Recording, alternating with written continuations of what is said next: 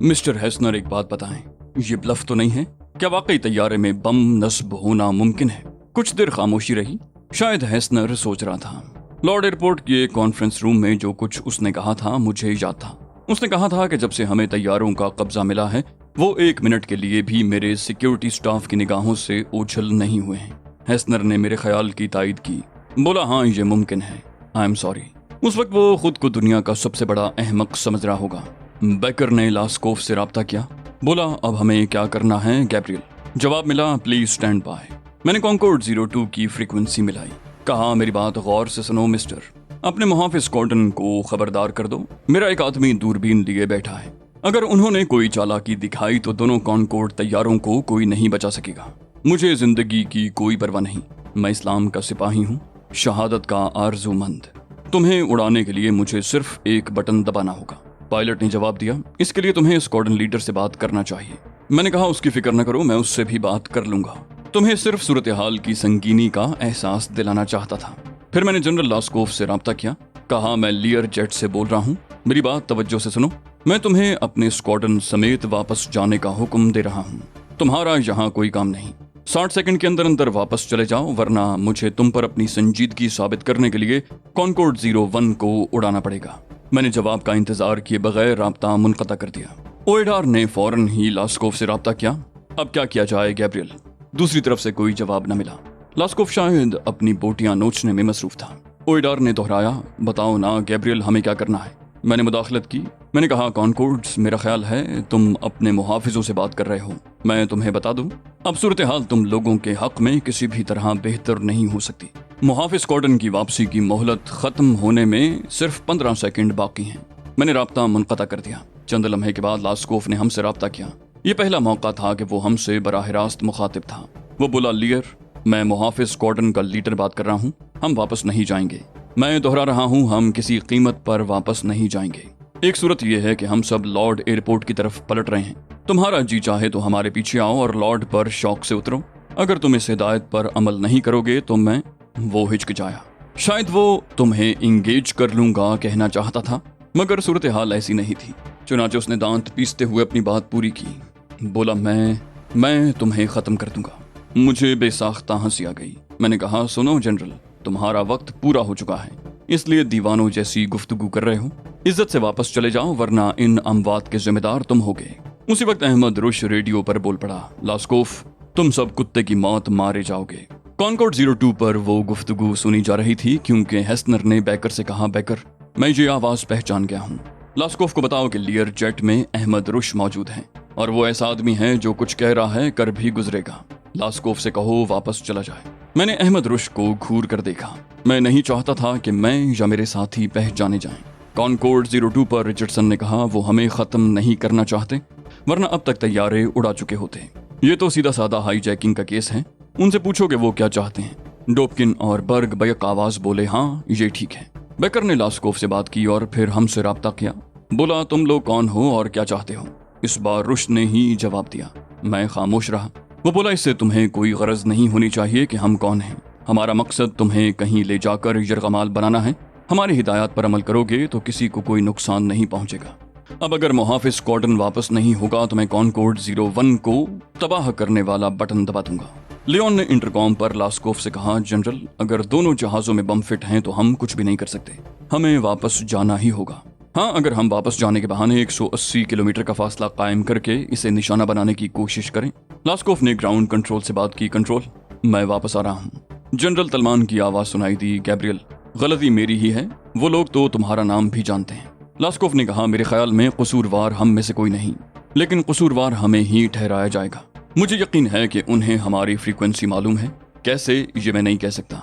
बहरहाल वो मेरी गुफ्तगू सुन रहे हैं, अब मुतबादिल फ्रीक्वेंसी इस्तेमाल की जाएगी।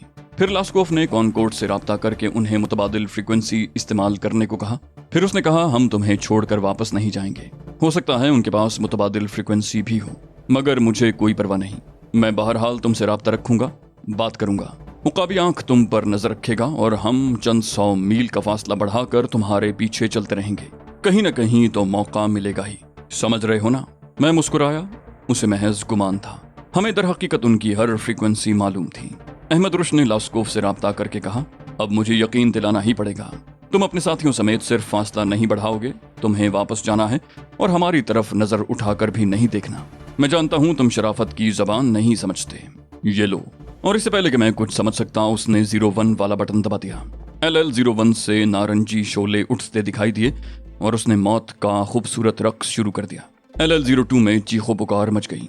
कोई शख्स अपनी बीवी को रो रहा था जो 01 में थी। मैंने झपट कर दूरबीन उठाई और तबाह होने वाले तैयारे का जायजा लेने लगा। मुझे मालूम था कि तैयारे में बम किस जगह फिट था और उससे किस किस्म की तबाही फैली होगी।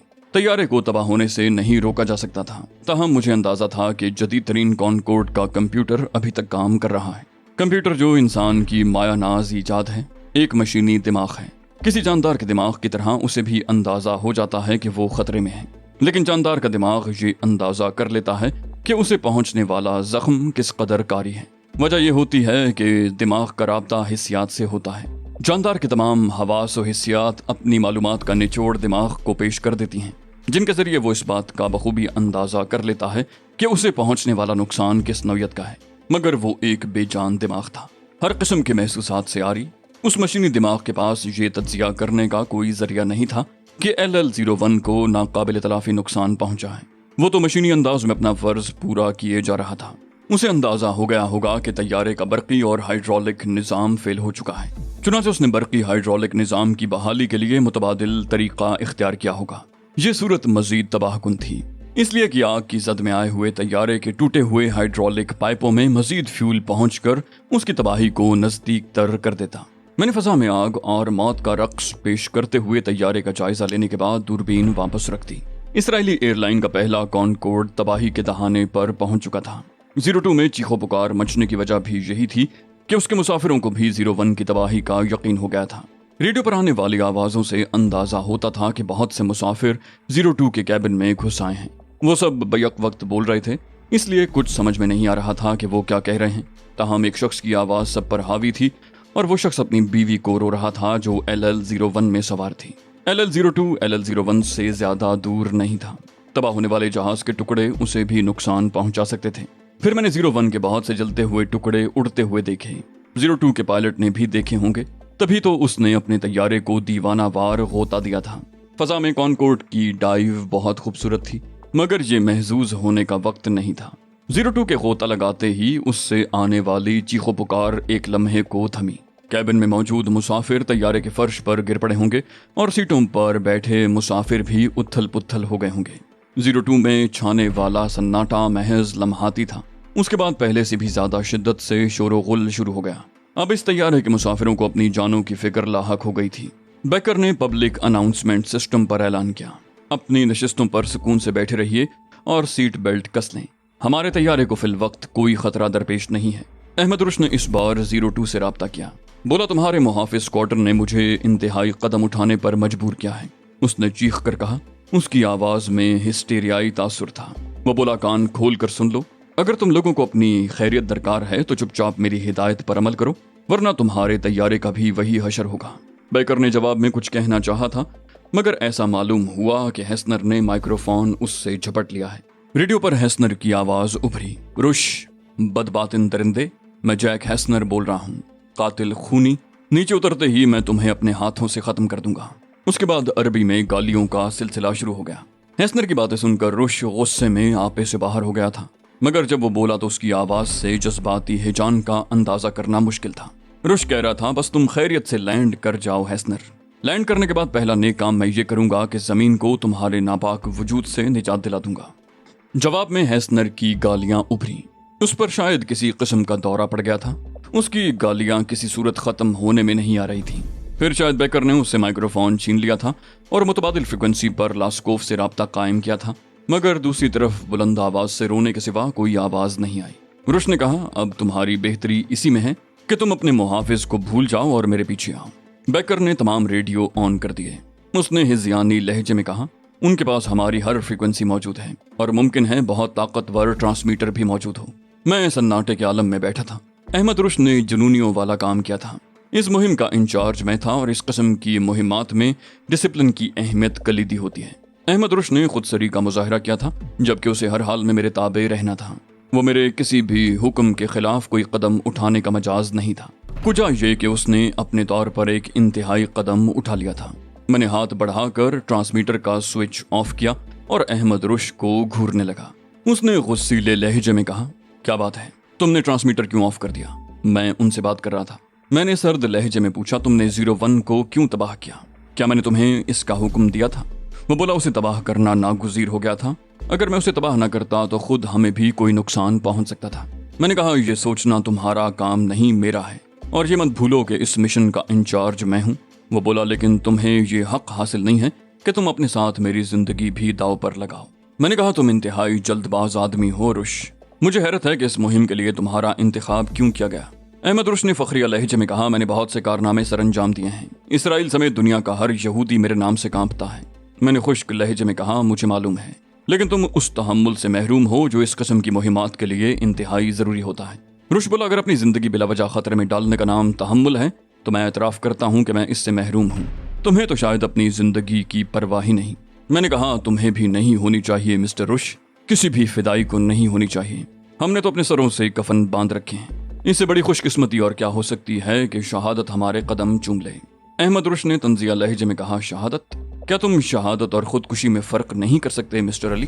میں نے کہا، کر سکتا ہوں مسٹر رش، لیکن تم جہاد اور فساد کے درمیان تمیز کے شعور سے محروم ہو۔ احمد رش نے پہلو بدلا، بولا، کیا مطلب؟ میں نے کہا، خدا کی راہ میں لڑنے کو جہاد کہا جاتا ہے اور بلا وجہ کشت و خون کرنا فساد کے زمرے میں آتا ہے، کیا سمجھے؟ رش غصے سے کھول گیا، تم میری توہین کر رہے ہو، اگر میں بر وقت قدم نہ اٹھاتا تو وہ ہمیں ہٹ کر سکتے تھے، کیا اتنی سی بات تمہاری سمجھ میں نہیں آتی؟ میں نے ایک طویل سانس لے کر کہا، آتی ہے، لیکن اتنی انسانی جانوں سے کھیلنے پر میں اپنا جہاز ہٹ کروانے کو ترجیح دیتا۔ رش بولا، تمہاری منطق میری سمجھ سے بالاتر ہے، تمہارے پاس کوئی دلیل نہیں ہے اور یوں تم مجھے قائل نہیں کر سکو گے۔ میں نے کہا، تم نے محض اس وہم کی بنیاد پر کانکورڈ تباہ کر دیا کہ وہ ہمارا جہاز ہٹ کر دیں گے۔ وہ بولا، یہ وہم نہیں، ایک ٹھوس حقیقت ہے، کیا تم نے خود ان کی گفتگو نہیں سنی؟ میں نے کہا، کاش تم نے مجھے موقع دیا ہوتا، وہ آسانی سے اتنا بڑا قدم نہیں اٹھا سکتے تھے، ہمارا جہاز ہٹ کرنے سے پہلے وہ بہت کچھ سوچتے۔ رش نے کہا، اپنی زندگی کو خطرے میں ڈالنے سے 1000 درجے بہتر ہے کہ دشمن کو زندگی سے محروم کر دیا جائے۔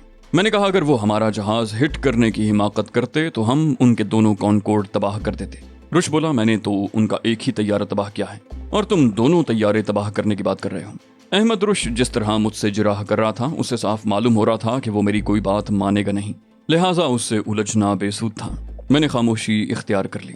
مجھے خاموش دیکھ کر احمد رش نے ٹرانسمیٹر آن کر دیا۔ ریڈیو پر برق کی بھررائی ہوئی آواز سنائی دی، مجھے وزیر خارجہ سے بات کرنی ہوگی، اب یہ بہت ضروری ہو گیا ہے، ڈوبکن نے کہا، اور مسافروں کو بھی صورتحال سے آگاہ کر دینا۔ رچرڈسن نے کھنکار کر گلا صاف کیا، بولا، میرا خیال ہے اب ہمیں ان کی ہدایت پر عمل کرنا چاہیے۔ ڈوبکن کی آواز آئی، ہاں، اس کے علاوہ ہمیں ہر مسافر سے فردن گفتگو بھی کرنی ہوگی، انہیں معلوم ہو جانا چاہیے کہ ہم کس قسم کے حالات سے دوچار ہیں۔ یہ بات تو صاف ظاہر ہے کہ زمین پر اترنے کے بعد ہمیں یرغمال بنا لیا جائے گا، یہ ضروری ہے کہ ہر شخص یرغمالی بننے کے لیے ذہنی طور پر پہلے سے تیار ہو۔ ہیسنر بولا، ٹھیک کہہ رہے ہو، اور میں سمجھتا ہوں کہ یہ بہت طویل اسیری ہوگی، کم از کم تمہارے لیے۔ رچرڈسن نے کہا، اس کی فکر نہ کرو، میرا خیال ہے وہ خبیث تمہیں صرف دھمکی دے رہا ہے۔ میکلیور نے بہت دیر بعد زبان کھولی، بولا، احمقانہ باتیں مت کرو رچرڈسن، احمد رش وہ شخص ہے جس نے ابھی چند لمحے قبل ہم سب کی آنکھوں کے سامنے 50 افراد کو موت کی نیند سلا دیا ہے۔ ہمیں کسی قسم کی خوش فہمی میں مبتلا نہیں ہونا چاہیے۔ اس نے مسٹر ہیسنر کو دھمکی دی ہے تو اس پر عمل بھی کرے گا، وہ انہیں قتل کر دے گا۔ ہیسنر نے کہا، میں بہت حقیقت پسند آدمی ہوں، شتر مرغ کی طرح ریت میں گردن چھپانے کا عادی نہیں ہوں۔ احمد رش نے فاتحانہ انداز میں میری طرف دیکھا، جیسے کہہ رہا ہو، دیکھا میرے اقدام سے وہ کس طرح سیدھے ہو گئے۔ میں نے اسے نظر انداز کر دیا۔ اب ہمارا رخ جنوب کی طرف تھا اور کانکورڈ ہمارے طیارے کے پیچھے آ رہا تھا۔ F-16 طیاروں کے اسکواڈرن کا دور دور تک پتہ نہیں تھا۔ یہ بات یقینی تھی کہ اب وہ ہمارا تعاقب کرنے کی ہمت نہیں کر سکتے۔ احمد رش نے صورتحال کی سنگینی ان پر ثابت کر دی تھی۔ اس کے اقدام سے میرا اختلاف اپنی جگہ، لیکن یہ حقیقت تھی کہ اس کی صفاقی کے نتائج مثبت نکلے تھے۔ ہم خطرات سے محفوظ ہو گئے تھے۔ مجھے یہ بات بھی اچھی نہیں لگی تھی، مجھے تو خطرات سے کھیلنے میں لطف آتا تھا۔ ادھر کانکورڈ میں ہیسنر کے علاوہ تمام لوگ کاکپٹ سے باہر چلے گئے۔ ہیسنر بدستور کاکپٹ میں موجود تھا۔ میں ان کے درمیان ہونے والی گفتگو سے اندازہ لگا سکتا تھا کہ ہیسنر شرمندہ ہے۔ وہ اس سانحے کے لیے خود کو ذمہ دار ٹھہرا رہا تھا اور اس کے لیے VIP مسافروں کا سامنا کرنا آسان نہیں تھا۔ हमारे तैयारे की बुलंदी तेजी से कम हो रही थी। कॉनकॉर्ड भी हमारी पैरवी में बुलंदी कम करता जा रहा था। मुझे मालूम था कि हमें E2D रडार पर साफ देखा जा रहा होगा, लेकिन इंतहाई कम बुलंदी पर परवाज करने की सूरत में हम उस जदीद तरीन रडार की जद से भी निकल जाते। उस वक्त हम सिनाई के साहिल पर परवाज कर रहे थे। रफ्तार पैमा के मुताबिक हमारा जहाज सिर्फ 250 की स्पीड से सफर कर रहा था। मुझे मालूम था कि इस कम रफ्तार से उड़ने पर कॉनकॉर्ड के इंजन जवाब दे जाएंगे।